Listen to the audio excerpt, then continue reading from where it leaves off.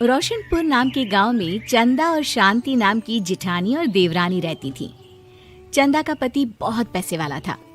उनके पास किसी भी चीज की कोई कमी नहीं थी और उसके विपरीत शांति का पति बहुत ही गरीब और नशेड़ी था।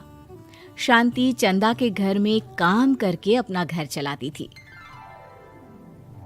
भाभी, घर पर खाने के लिए कुछ भी नहीं है। अगर आप थोड़ा खाना दे पाए तो बहुत मेहरबानी होगी।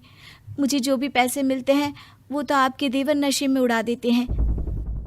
ये तुम लोगों का ना रोज रोज का ड्रामा हो गया है। अब देवर जी कमाते नहीं है तो मैं क्या करूं? तुम्हारा पति तो तुम्हारी सारी कमाई दारू में उड़ा देता है। रहने दो भूखा उसे। अरे ऐसे मत बोलिए भाभी, आप तो जानती ही हैं कि वो मन के कितने साफ हैं, पर इस बेरोजगारी के कारण उन्हें दारू पीने की लत लग गई है। अरे अपना ये रोना गाना बाद में कर लेना, पहले काम निपटा ले घर का। मेरा और टाइम खराब ना कर। जा गेहूं पीस ले, फिर तुझे कपड़े भी धोने हैं। शांति रसोई घर में जाकर गेहूं पीसने लगती है। पीसते पीसते कुछ गेहूं वहां कपड़ों में गिर जाते हैं, जिसे देखकर उसके दिमाग में एक आइडिया आता है। क्यों ना ऐसे ही थोड़े गेहूं मैं अपने पल्लू में बांधकर घर ले जाऊं, फिर एक बर्तन में जमा कर लूंगी और उसे पीसकर रोटी बना लूंगी। कुछ दिन तो ऐसे ही चलता रहा, मगर फिर एक दिन चंदा ने शांति को ऐसा करते हुए देख लिया। अरे पहले तो मुझे लगा तुम लोग बस गरीब हो, पर तुम लोग तो चोर भी हो। चोरनी कहीं की। मुझे तो लगता था तू गेहूं पिसती है, पर तू तो अपने पल्लू में गेहूं छुपा कर ले जाती है। निकल मेरे घर से। मुझे माफ कर दो भाभी, हमारे पास खाने के लिए एक दाना तक नहीं था, इसलिए मुझे ये सब करना पड़ा। अरे तुम लोग मेरे रिश्तेदार हो, इसीलिए दया कर कर तुझे मैंने अपने घर पे काम पर रख लिया, पर तू और तेरा पति हमारे खानदान का नाम मिट्टी में मिलाने पर उतारू हो चुके हैं। आपको मुझे जितनी गालियां देनी है दीजिए, मारना है तो मार भी लीजिए भाभी, पर मुझे काम से मत निकालिए। परिवार की बात है, वरना कोई और ऐसा काम करता ना तो धक्के मार कर कब से घर का बाहर निकाल दिया होता।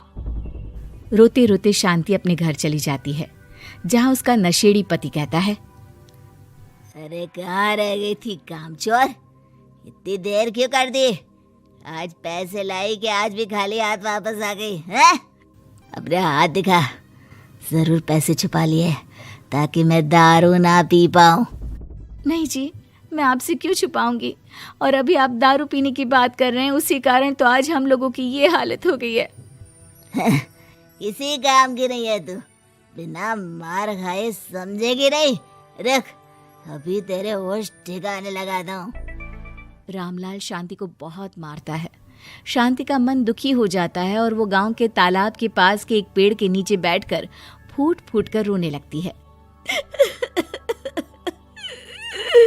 मैंने कभी किसी का बुरा नहीं किया, फिर भी भगवान मेरे साथ ऐसा क्यों कर रहा है? मैं तो रामलाल जी की फिक्र करती हूँ, फिर भी उन्होंने मुझे इतना मारा। तभी उसे एक आवाज सुनाई देती है, रोने की कोई जरूरत नहीं है बेटी, चिंता क्यों करती हो? ये आवाज कहाँ से आ रही है? शांति अपने आसपास देखती है, उसे कोई नहीं दिखता। वो ऊपर देखती है, जहाँ उसे एक छोटी सी परी दिखती है। आप कौन है? आप तो कोई परी लगती हैं। हाँ बेटी, मैं इसी पेड़ पर रहती हूँ। मैंने तुम्हारी सारी बात सुनी, अब तुम्हें फिक्र करने की कोई जरूरत नहीं। अपनी आंखें बंद करो। शांति आंखें बंद करती है और जादुई परी अपनी छड़ी घुमाती है। उसकी छड़ी घुमाते ही पेड़ के सारे पत्ते सुनहरे रंग के हो जाते हैं। परी उनमें से एक पत्ता तोड़ लेती है और फिर से अपनी छड़ी घुमाती है, जिसके कारण सारे पत्ते पहले की तरह साधारण से दिखने लगते हैं। आंखें खोलो बेटा। लो, इस पत्ते को ले जाकर अपने तकिए के नीचे रख देना। ये तो एक साधारण पत्ता है, इससे क्या होगा? ठीक है, अगर आप कहती हैं तो मैं इसे रख लेती हूँ। शांति उस पत्ते को लेकर अपने घर जाती है और अपने कमरे में तकिए के नीचे रखकर सो जाती है। सपने में उसे वही पेड़ वाली जादुई परी दिखाई देती है। बोलो शांति, क्या चाहिए तुम्हें? मैं चाहती हूँ हम बहुत अमीर हो जाए और मेरे पति नशा करना छोड़ दे, उन्हें कोई काम भी मिल जाए। कल जब तुम सुबह नींद से जागोगी, तुम्हारी इच्छा पूरी हो गई होगी। अगली सुबह शांति नींद से जागती है, अपने आसपास का नजारा देखकर चौंक जाती है। उसके बिस्तर पर चारों तरफ सोने चांदी रखे हुए थे। हे भगवान, कहीं मैं सपना तो नहीं देख रही? इतना सारा सोना, वो भी मुझ गरीब के पास। रामलाल जी को बताती हूँ, वो बहुत खुश होंगे। शांति जैसे ही कमरे के बाहर जाती है, वो देखती है कि रामलाल सूट बूट पहने काम के लिए बाहर जा रहा होता है। मुझे शहर में एक नौकरी मिल गई है शांति, मुझे आने में देर हो जाएगी, घर का ध्यान रखना। और इस तरह शांति बहुत अच्छा जीवन बिताने लगती है। उसके पास अब किसी भी चीज की कमी नहीं रह जाती। रातों रात शांति के पास आए इतने पैसों को देखकर उसकी जिठानी उससे पूछती है, अरे क्यों रे शांति, कहीं बड़ा हाथ मारा है क्या? अचानक तुम लोगों के पास इतना पैसा कैसे आ गया? नहीं नहीं भाभी, ये सब तो जादुई परी के दिए हुए पत्ते का कमाल है।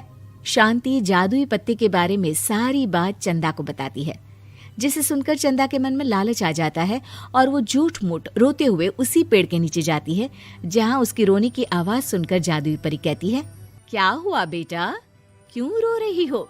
मैं बहुत गरीब हूँ, मेरे पति मुझे बहुत मारते हैं, अब मैं जीना नहीं चाहती। चिंता मत करो बेटा, अपनी आंखें बंद करो।